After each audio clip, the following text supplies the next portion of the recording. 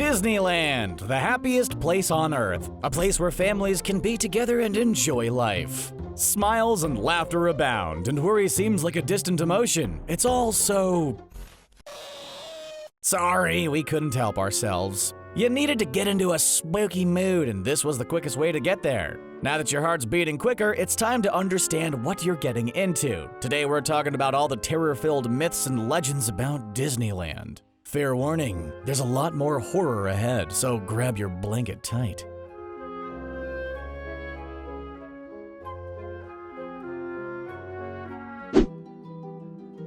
There are tons of expensive apartments in California, but we're willing to bet Walt Disney's isn't worth the price. Besides being incredibly lavish, the mini mansion is totally haunted. The ghost is said to be the legend himself, Walt Disney, which brings up more questions than it does answers. For instance, isn't the guy supposed to be frozen? Does freezing your body then trap your soul there too? Apparently not, because old Disney's still running amok in Anaheim. But seriously, either he's frozen and waiting to de-thaw, or he's a ghost haunting his apartment. You can't have your cake and eat it too. The story goes that a cleaning worker was out late finishing up their rounds when they got to the apartment above Main Street. They worked quickly through the room, shutting off the lights as they went. They hit the last switch and went to the door. Before they could leave, all the lights suddenly flicked back on, and the workers swore they heard the words, "Don't forget, I'm still here." It's not super energy conscious, but might explain the spirit that walks around the park.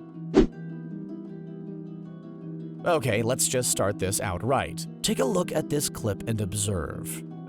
Be right back. That one shook us a bit. I don't think I've ever got goosies on my face. That was the first time. Apparently, this isn't a one-time thing either. The Ghost Rider has been using his express pass for years. Where did this paranormal park guest come from? Legend has it this guy attended the park back in the 70s. He took a ride on Space Mountain and never looked back. Or maybe he did. Look, the details as to what did him in while he was riding isn't super specific. We're just gonna assume the least gory scenario and avoid the morbid side. Regardless, some workers and guests claim to have seen the rider take his seat. The onlookers say he's a tall, pale man with long red hair. If you're trying to picture it in your head, just think Tormund Giantsbane. When does he ride, though? We like to imagine he's polite and only sits in his spot when it's empty. Nobody wants to share a seat with a ghost. Don't know where to start for this one. It's about to get awkward. We can't talk about these stories without getting into a discussion about human remains. Sorry, those are the facts. With that in mind, here's actual footage of the attraction back when it was still real bones. Right when you least expect it, we strike again. Okay, time to get serious. Turns out there might be some truth to this one. The UCLA Medical School was the one who gave the bones over to the Imagineers to construct the ride. Imagine being one of the students in class the day after that happens. You ask your professor where the skeletons went, and he just replies, "Well, I don't know. He's missing from the scene. Maybe he took off." Or maybe he got taken for a ride. It's become a myth because Disney claims the bones were replaced with prosthetics. Now the storytellers say the skeleton that waves goodbye at the end is still partially real. We're not sure how valid that is, but maybe take a peek next time you're on the ride and let us know in the comments. Making up a theory about a ghost on a ride called the Haunted Mansion is just lazy writing. Honestly, whoever creates these myths needs to do better here. Of course this one would be haunted. Just look at the context around the attraction. It all adds up. Walt Disney actually passed during the planning stages for the Haunted Mansion. For a few years, park guests could see the looming mansion structure behind a construction fence. It was like the attraction was trying to build mystique. This spurred the story we want to talk about for this entry. Some call it the Seance Room Ghost, but others simply know it as the Musical Ghost. Late one night during the late stages of building, a sound engineer was working late. He was setting up the speakers near the seance room and kept hearing a strange jingle through the walls. It grew louder and louder with no apparent source. The only solution the sound engineer could muster was bumping up his own system to drown out the noise if it ever happens. Talk about a cheap solution. Now we'll never know the truth. Picture the worst form of punishment you can for somebody. Seriously, do your worst. We can guarantee no matter what you thought of, it wasn't as bad as what this person had to go through at Disneyland. Keep in mind this story is true. Sometimes legends are real and you're gonna have to accept that. Rides break down on occasion, we all know this, but you never want to be stuck for too long. Turns out one time the Small World ride broke down with a paraplegic man on it. Now, usually a detail like that isn't super important. However, in the case of this ride, they couldn't get him off of it for 30 minutes. To make matters even worse, the crew couldn't leave him in the dark, so they kept the power on the ride. Yeah, he was stuck on that ride for 30 minutes listening to the same song over and over again. That's cruel and unusual punishment. To prove that it was that bad, the courts even agreed. The man sued the park and won the case for $8,000. Trust us, that's a big deal. We love talking about ghosts on this channel when given the opportunity. Paranormal activity is a subject that perks up curiosity in everyone. Anytime a specter haunts an area, somebody has an opinion on it. So let's talk about one of the more famous ghosts that Disneyland has to offer. Yep, we're talking about the famous Lady in White. Saying famous feels weird. Most spooky specters tend to be infamous. However, we always forget about the Casper-like ghosts that just want to help out. The Lady in White is one of the friendly ghosts who hangs around the park. See, when a kid gets lost, which is terrifying too, this phantasmal force guides them to customer services. What a sweet gesture and subtle use of powers from beyond the grave. Why does the Lady in White do that, though? Rumors swirl that she's in turn-of-the-century clothing, indicating she was from before the park was ever built. Either way, she's clearly helping the Mickey Mouse Corporation avoid a potential PR disaster. Then again, allowing a ghost to walk children through the park isn't a great marketing strategy. If you don't shudder at the thought of Disney's parks being covered in human remains, then we might have a problem here. Somebody's grandma's in the water of Splash Mountain. Somebody else has a parent's remains scattered across the coins on the Pirates of the Caribbean ride. We don't want to sound crude, but this is a real thing happening at all their parks. The oddest part is that one ride gets more of this kind of trouble than any other at the parks. Can you guess it? Yeah, it's the Haunted Mansion.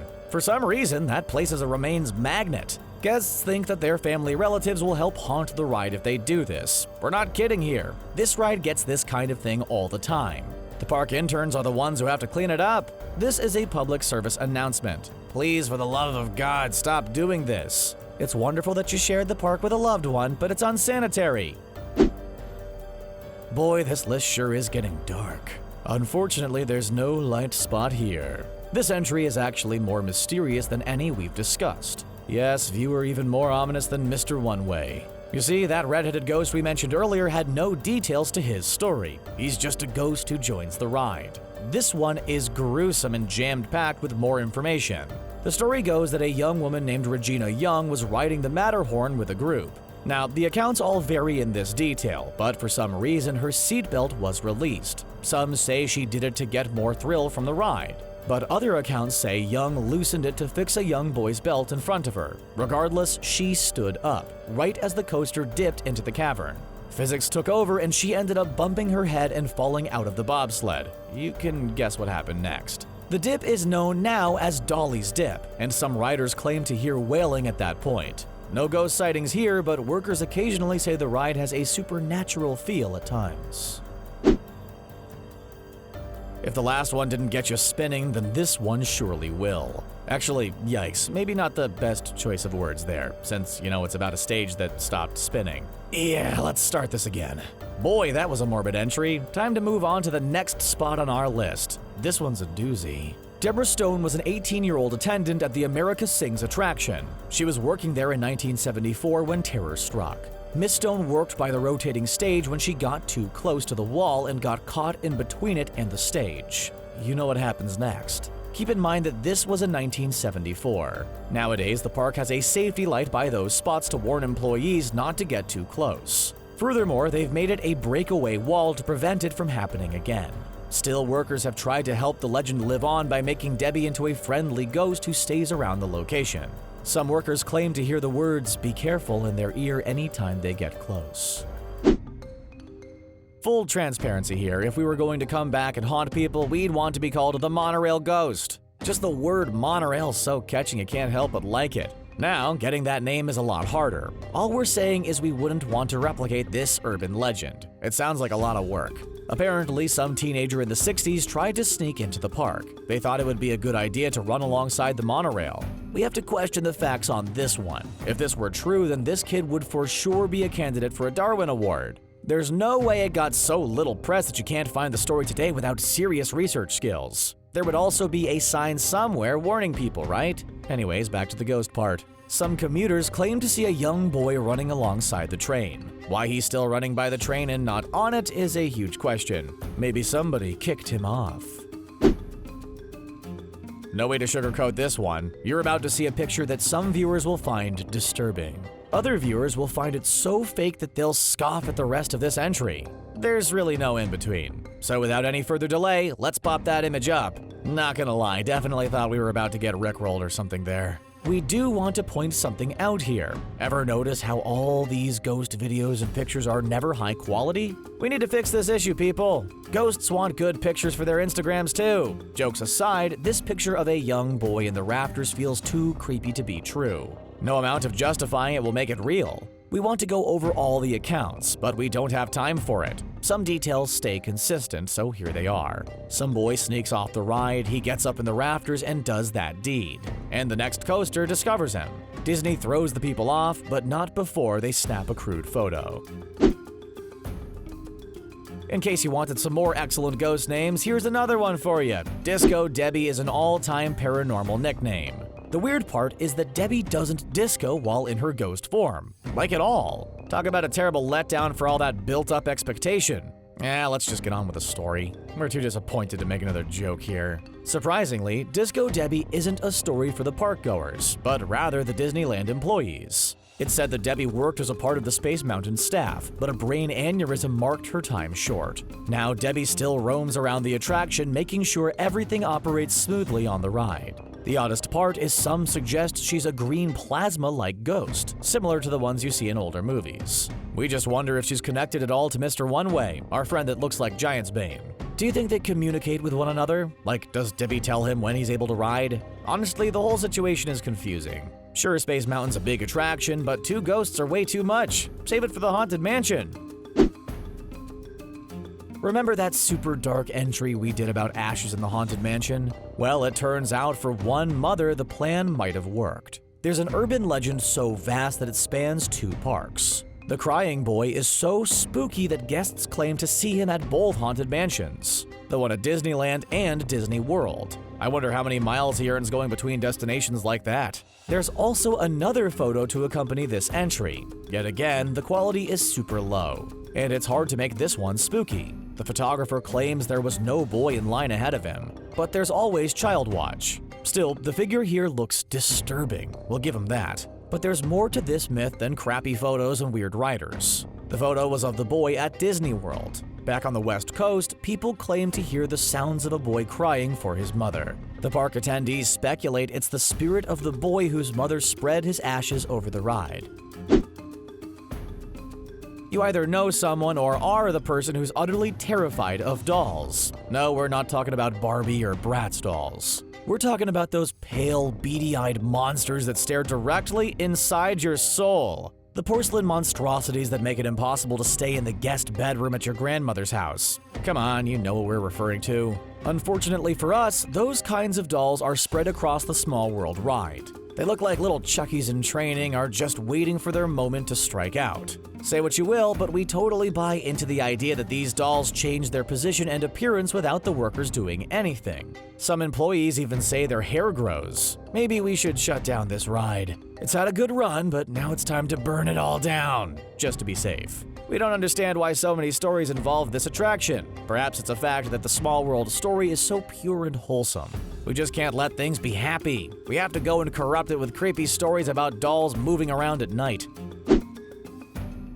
And now, a recreated scene of the Disney employees watching the security cameras for the Haunted Mansion ride. Let this be a warning to you all. They watch the riders as they go by. The security team will see you toss that urn out of your doom buggy. You're not slick. However, sometimes it ends up with a happy ending. Well, not a happy ending unless you're Tim Burton, maybe. The family was riding the Haunted Mansion and, yep, you guessed it, tossed their grandmother's ashes all over the graveyard set. The crew stopped the ride and tried to identify the culprits, but couldn't. Turns out all the doom buggies look alike and nobody had any evidence left on them. So they let everybody go. After hours, they found the evidence in the flower bed. It was an urn engraved with the name Grandma Joyce. Now, this is all a legend, but they say the urn is now a prop on the ride. Deep back in the graveyard, the crew leaned it against a tombstone to honor Joyce's memory. Ashes and bones. Yuck, what a gruesome list. What did you think of these stories? Share your favorite in the comments down below. Plus, subscribe to The Binger to get more spooky legends on our channel. We're never afraid to add a little bit of horror into our videos. Just for you. As always, thanks for watching.